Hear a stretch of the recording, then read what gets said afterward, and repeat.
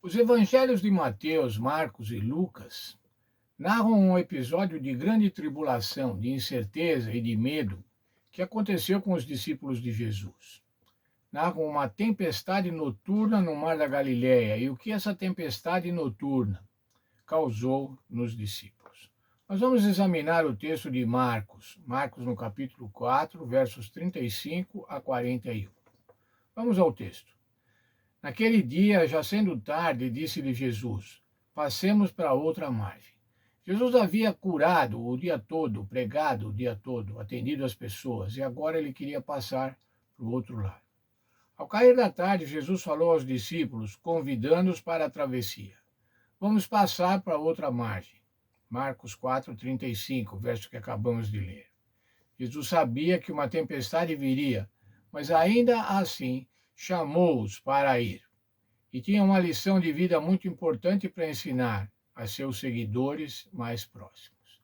Naquela travessia, naquela noite, o Senhor ensinaria algo muito importante para os discípulos. E isso foi registrado na Bíblia, 3 vezes na Bíblia, porque é algo importante também para o nosso ensino, para o nosso aprendizado. Em certas ocasiões, o Senhor pode nos convidar para ir para outra margem. Foi o que ele fez com os discípulos: vamos para outra margem. Quem sabe o Senhor às vezes nos convida e fala assim: vamos para outra margem. Isso quer dizer, saia da sua zona de conforto, vamos para outro lugar. Continuando o texto, verso 36. E eles, despedindo a multidão, o levaram como estava para o barco, e os outros o seguiam. Verso 37. Ora, levantou-se grande temporal de vento, e as ondas arremessavam contra o barco, de modo que o mesmo já estava a encher-se de água. Os perigos, as tribulações, as provas da vida. Muitas vezes, quando estamos nessa prova, nos esquecemos que o Senhor está conosco, que o Senhor Jesus está conosco. Veja lá o verso 38, o que aconteceu com os discípulos. E Jesus estava na popa, dormindo sobre o travesseiro, e eles os despertaram e disseram: Mestre, não te importa que pereçamos? Olha, Jesus estava no barco, mas Jesus estava dormindo. Muitas vezes, como quando estamos em aflições, achamos que o Senhor não se importa conosco. Achamos que o Senhor está dormindo, que Ele não conhece a nossa situação. E sabe, irmãos, quando pensamos assim, é pior do que pensar que Deus não existe. Porque se pensamos que Deus não existe, tá bom, não existe, pronto. Mas se pensamos que Ele existe, que Ele cuida dos seus filhos, por que Ele não cuida de nós? Por que Ele não cuida de cada um de nós quando nós estamos nas tribulações? E assim, descremos do poder de Deus, e pior, descremos do amor de Deus, perdemos a esperança no cuidado de Deus. Mas o que estava acontecendo com os discípulos? Por que essa situação? A nossa lição apresenta 4 pontos importantes para considerarmos. Primeiro, Jesus adormeceu, provavelmente sobre o único travesseiro do barco. Os barcos de pesca geralmente tinham um travesseiro, uma almofada, que ficava na popa para que quem pilotasse se assentasse nele. Jesus estava, portanto, no lugar do piloto, mas ele dormia ao leme. Mas ainda, irmãos, nem todos os discípulos tinham experiência marítima. Alguns sim, Pedro, Tiago e João, eles eram pescadores, eles conheciam o mar da Galileia e sabiam lidar com a tempestade. Mas os outros não sabiam, era uma experiência totalmente nova para eles, aquela tempestade marítima. Mas ainda esse é o único registro dos evangelhos em que Jesus está dormindo. Enquanto os discípulos estavam aterrorizados e pensavam que ia morrer, Jesus dormia na popa. Isso fazia com que os discípulos pensassem assim: ele não se importa conosco realmente, ele não se importa se nós vamos morrer ou não vamos morrer. Mas ainda a reação dos discípulos diante do perigo foi perguntar: não te importa se morreremos? Eles questionaram o caráter de Jesus e seu amor por eles. Muitas vezes essa também é a nossa reação diante das dificuldades. Quantas vezes, irmãos, diante das dificuldades, muitos de nós perguntamos a Deus: você não se importa comigo? O Senhor não se importa com as minhas aflições, não se importa com o meu sofrimento? Eu sou teu filho, tenho feito a tua vontade, O Senhor é Pai, mas não se importa com o meu sofrimento. E o Senhor Jesus, agora despertando, repreendeu o vento e disse, estou lendo o verso 39, acalma-te, emudece. O vento se aquietou e fez-se grande bonança. Quando o Senhor Jesus atua, aquilo que é a aflição, aquilo que é tempestade, vira tranquilidade, vira bonança. E lhe disse, por que sois tão tímidos assim? Por que sois incrédulos? Como é que não tendes fé? E eles, possuídos de grande temor, diziam uns aos outros, quem é esse que até o vento e o mar lhes obedecem?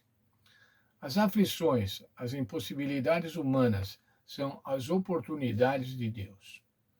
Essa foi a oportunidade do Senhor Jesus, no meio da tempestade noturna, marítima, mostrar o seu poder de controle sobre a natureza.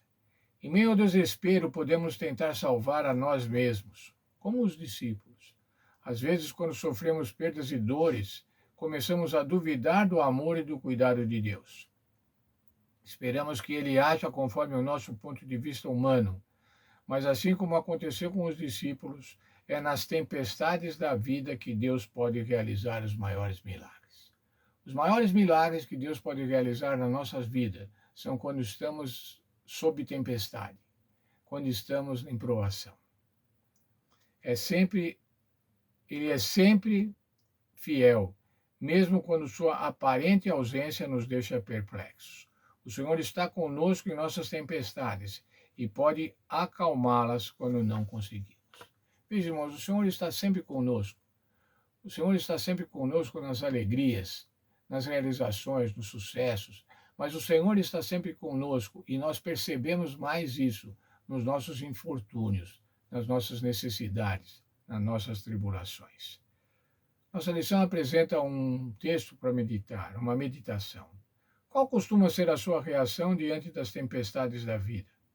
Como esses momentos afetam seu relacionamento com Deus? Quando você viveu na prática o princípio de 2 Coríntios 5:7. 2 Coríntios 5:7 diz assim, nós andamos pela fé, não pelo que vemos. Olha, irmãos, nós quando estamos em tribulação, quando estamos em dificuldades, nós só vemos as dificuldades.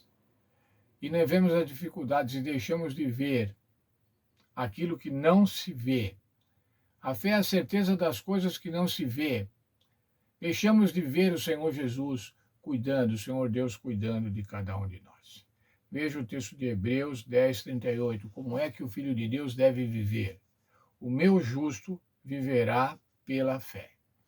Que Deus nos abençoe, irmãos, e que nós possamos, nos momentos de dificuldade, desenvolver a nossa fé, fazer a nossa fé crescer, estreitar o nosso relacionamento com o Senhor Deus. E certamente, irmãos, nesse interesse de nos relacionarmos melhor por Deus, de termos esperança, de termos fé, nós vamos passar pelas tribulações. Muitos vão dizer ainda, podemos servir até de exemplo, como que ele suportou aquela provação. Suportamos a provação, exercendo a fé no Senhor Jesus, exercendo a fé no Senhor Deus. Que Deus esteja com cada um de nós e que se nós estivermos em momentos de provação, possamos estreitar nosso relacionamento, possamos chegar mais perto de Deus, esperar que o Senhor opere milagre e cuide das nossas necessidades, das nossas provações. E nos momentos de alegria, irmãos, quando não temos provação, vamos ser gratos, vamos ser sempre gratos a Deus. Vamos ser gratos a Deus. O nosso verso para meditar diz assim, nós devemos nos alegrar nas tribulações, portanto, devemos também nos agradecer a Deus, sermos gratos a Deus também pelas tribulações, que como vimos ontem, elas produzem esperança, elas produzem experiência, e a experiência produz a esperança. Que esse seja então o nosso aprendizado de esperança. Que Deus abençoe a cada um de nós.